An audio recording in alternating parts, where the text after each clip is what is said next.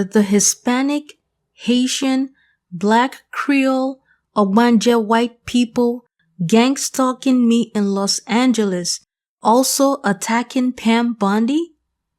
This is a very legitimate question. Welcome to Amaka Intellectual Factory, where I host podcasts and many other interesting stuff. Since I came into Los Angeles, I quickly observed that I was under some malevolent surveillance by Hispanic people, Haitians, Jamaicans, and other Afro-Caribbean people and Black Creoles as well. Let me also add that there are Nigerians also actively participating in this gangstalking. You also have people from the Congo and Hamitic people participating in this gangstalking. There are Ogbanje white people that practice voodoo and other satanic religions that also participate in this gangstalking. These people are essentially a network of witches. Since I came to LA, anytime I like anybody, they go into full action. If they're not showering that person with attention, money, and gifts, they are attacking that person. Sometime mid and late last year, I put out videos on a terrible experience I had with a very evil Igbo woman in LA. And most unfortunately, because this woman was a woman with no integrity, she was really fanning the embers of these shadow people against me. Long after I had washed my hands of her, she sent a crazy Nigerian man to threaten me. I have photographs and videos of him, the car he was driving, and his license plate number. It was the weirdest experience ever. It made me realize that I really had to be careful about who I associate with in Los Angeles. A lot of the blacks here are beholden to evil and dangerous. Even now, they are very unhappy that I keep my distance and mind my business.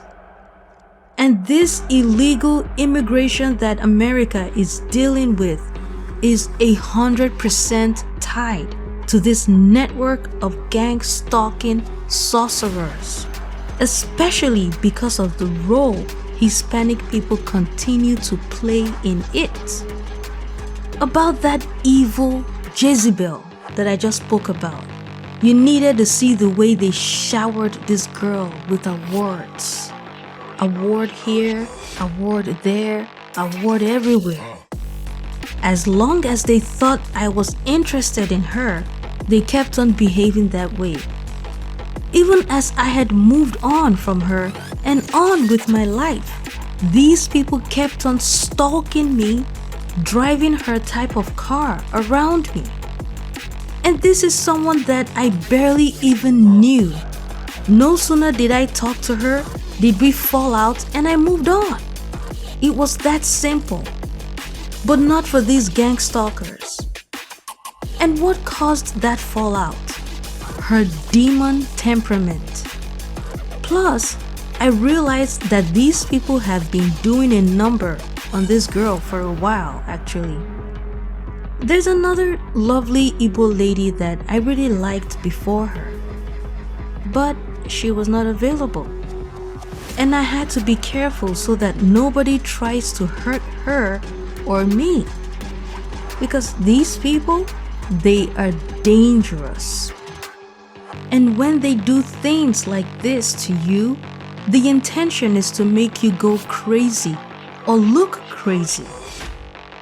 Just before President Trump came into office, the American Intelligence Committee were talking about psychological warfare and how the intention is to make their target look or actually go crazy. These shadow people, they're not just surrounding you with these theatrical attacks. They are also using electromagnetic weapons and sonic weapons on you. They are also using witchcraft on you.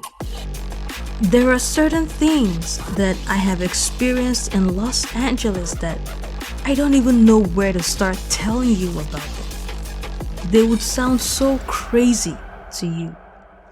When Doge said that every aspect of America had been infiltrated and manipulated for the benefit of illegal immigrants, they were telling the truth on that, because these people have used everything in America to target me, including the weather. There is a reason why they are targeting the population of certain groups of people to come into America.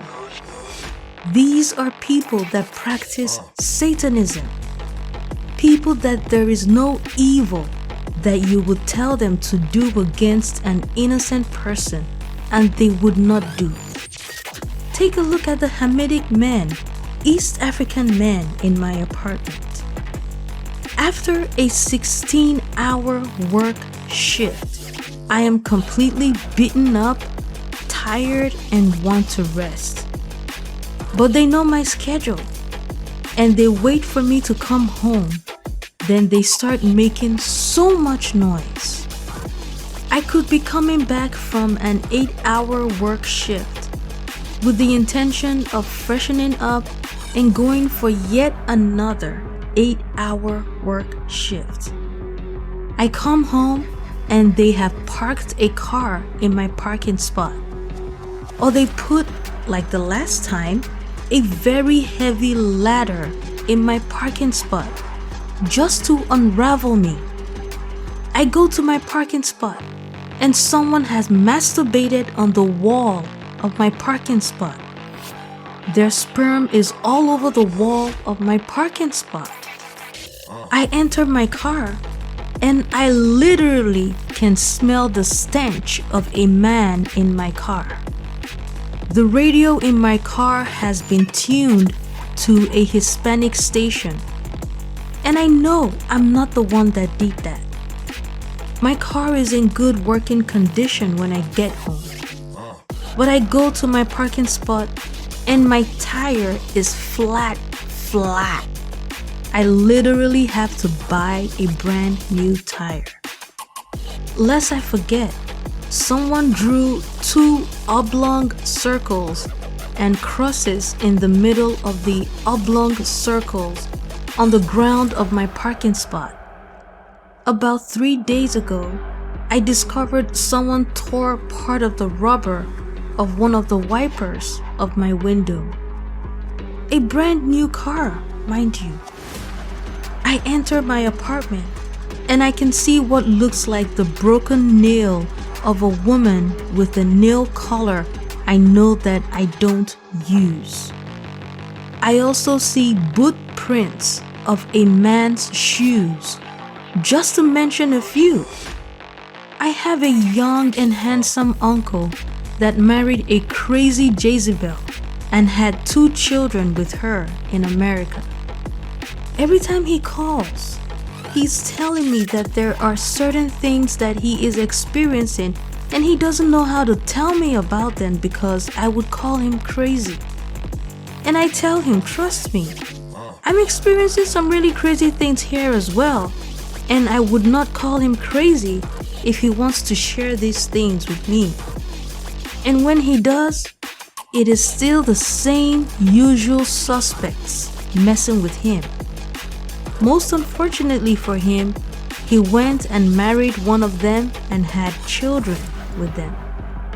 When I say that these people have infiltrated every aspect of America, I mean it. They have hacked my bank account multiple times. There is no job that I have had in Los Angeles that these people haven't shown me that they have influence there, including my current jobs. When they are quote unquote mad at me, Like when I made my first video on Pam Bondi, all of a sudden, my managers and supervisors had serious issues with me. This is that anenwe obodenwe mentality. Anenwe obodenwe is Igbo language and translated into English as a place is owned, a people are owned, a person is owned. There is no such thing as autonomy. A place must have an owner. A people must have an owner. A person, especially a beautiful light-skinned black woman and other beautiful non-black women, must have an owner or handler. So you're living your blessed life and there are shadow people foaming at the mouth that there is nobody that controls you or owns you. Somebody has to own you, and it has to be somebody from their group. When they are unable to have that type of direct manipulation of a person, they get very mad at that person. How dare you live your blessed life? How dare you like who you like and not who we want you to like, or even us? This is evil. And Los Angeles, as it turns out, is a major hub of Ogbanje activities. You see how ICE, the National Guard, the Marines, and Co. are all over LA? I'm telling you, they are saving lives.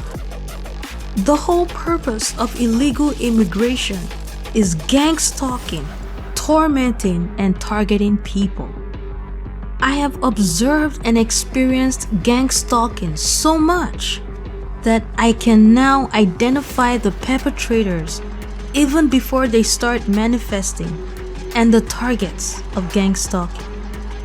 I am convinced that these shadow people that have been messing with me since I moved to Los Angeles are part of the people pushing for this gang up against Pam Bondi because I like her and I'm just appreciating her and the good job she's doing for America. What are the odds of me ever meeting Pam Bondi? Please tell me. Yet, every single time I show this woman some love, the next thing, there is a surge in the demand for Epstein files. That is how petty and dangerous these people are. Pam Bondi would be turning 60 very soon, the big 6-0. And let's just say, she invites me to Florida to celebrate her birthday. I will go, that's for sure. But I'm not coming back to Los Angeles. I'm gonna keep it 100. I am not coming back to LA. And I will tell her, hey, you're the one that brought me to Florida, so get me a job, and a nice place. And I'm staying because I'm not going back to LA. LA is under a very serious satanic stronghold that the US government has to break if we really are gonna make America great again.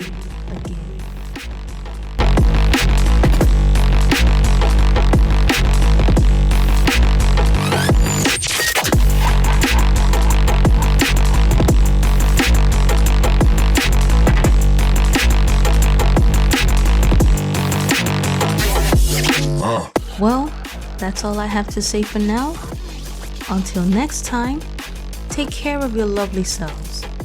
And remember, life is beautiful and worth living.